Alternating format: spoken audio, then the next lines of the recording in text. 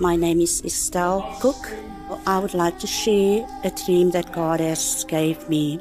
On Monday, I had this profound dream.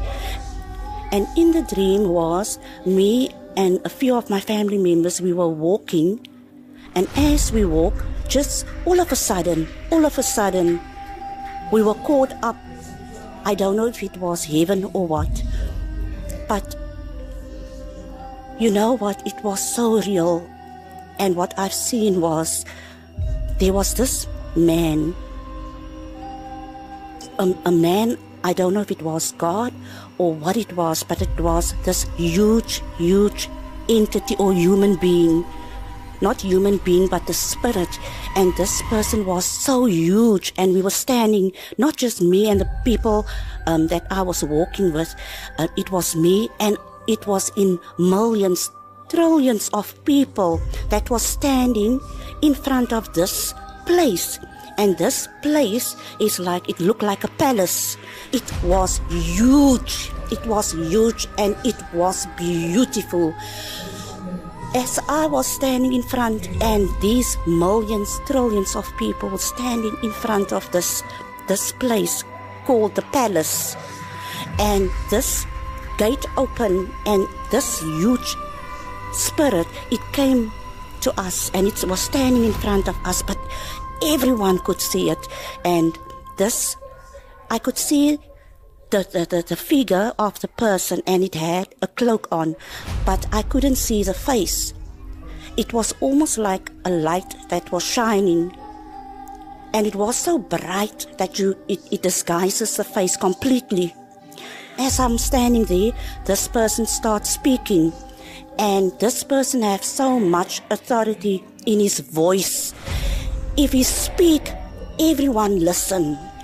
You know, there was so much power in the voice of this spirit. And when this person opened his mouth, he said that I am the King of Kings.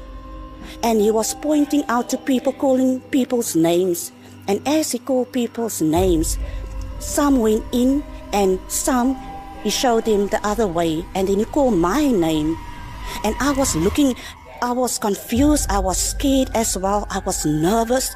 This huge person are calling my name, and I walk, and I was so nervous. And you know, as I'm standing in front of this person, he said to me that how I loved, how I serve him, and what I'm thinking, and the way I'm serving him. And he was actually judging me according to my lifestyle, the relationship I had with him.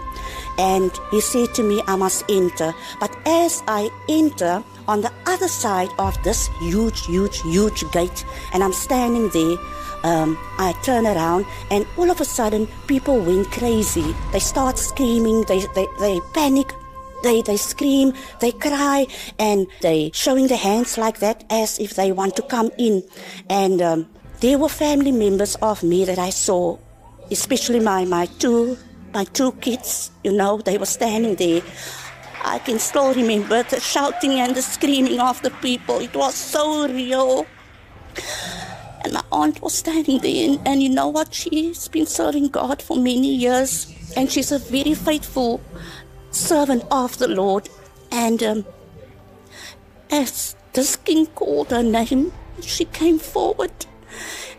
And he said so many things. She was judged according to her lifestyle and a relationship with the Lord.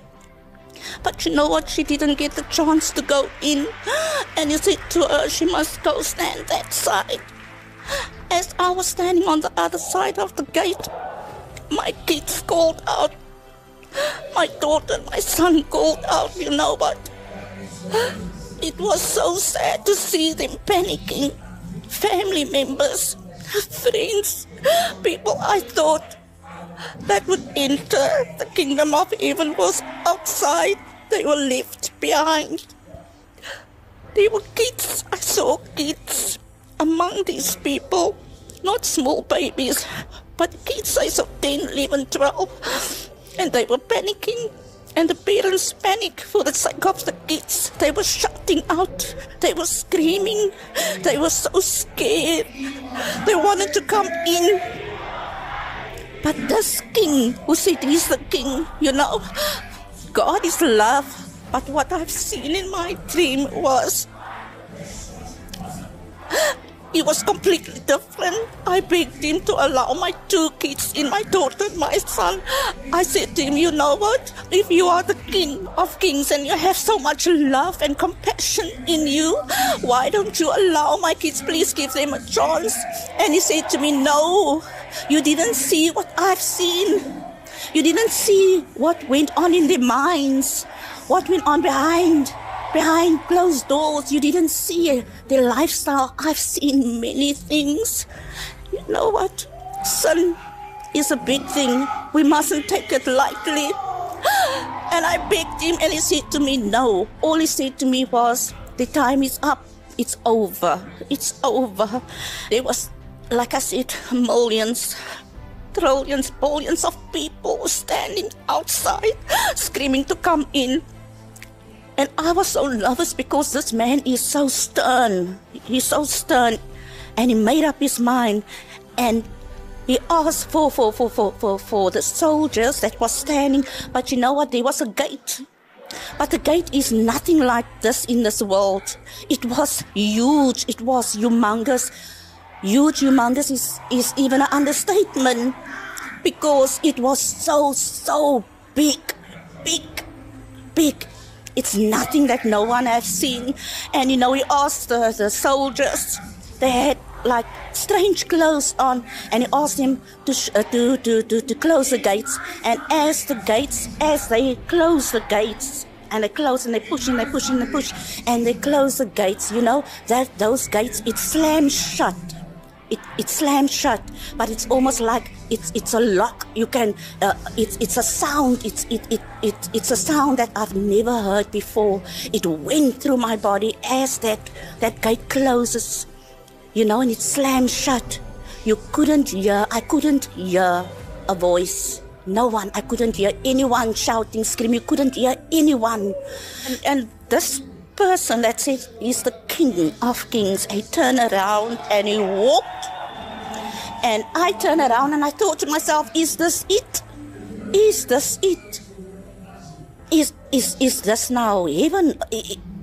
What is going on? What are we going to do now? And as I walked behind him, he said to me, I must come. And I was walking